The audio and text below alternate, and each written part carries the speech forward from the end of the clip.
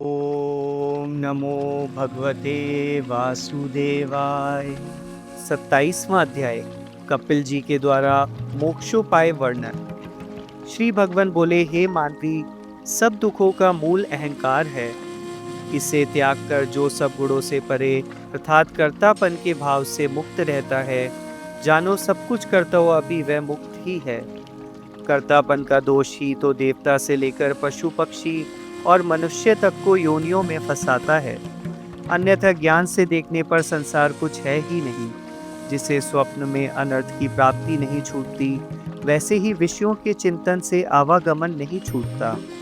इससे मनुष्य को चाहिए कि वह विषयों से तीव्र वैराग्य करे और भक्ति योग से युक्त होकर अपने को पूर्णतः वश में कर ले। यमादिक योग के अष्टांगों का पालन कर सत्संग और ईर्ष निरूपण करे। सब में समान दृष्टि रखे, किसी से शत्रुता मित्रता ना करे। ब्रह्मचार्य पालन करे और मौन रहे।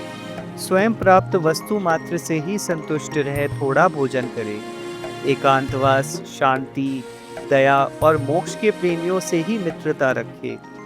स्त्री पुत्रादिक स्नेह, शरीर में अहंकार और इसकी ममता ना करे। साथ ही वह प्रकृति पुरुष के तत्वों का विचार भी करता रहे। वही ज्ञान युक्त योगी जागृत, स्वप्न, सुषुप्ति तीनों अवस्थाओं को पार करता है और वही शुद्ध आत्मा को जानकर आत्मदर्शी होता है।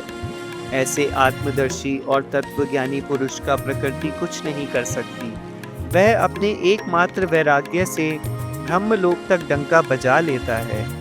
आत्मज्ञान होने से उसके सारे संदेह स्वयं ही नष्ट हो जाते हैं। यहाँ तक कि ऐसा योगी लिंग शरीर का भी नाश कर आवागमन से मुक्त होता है। हे माता, इस प्रकार जो अपने चित्त को मुझ में लगाकर योगायुक्त हो जाता है, समृद्धि मायाओं में नहीं भूलता, उसे मृत्यु के हाथ नहीं फंसना पड़ता, अर्थात उसे मेरी आत्मिक गति प्राप्त हो जाती है।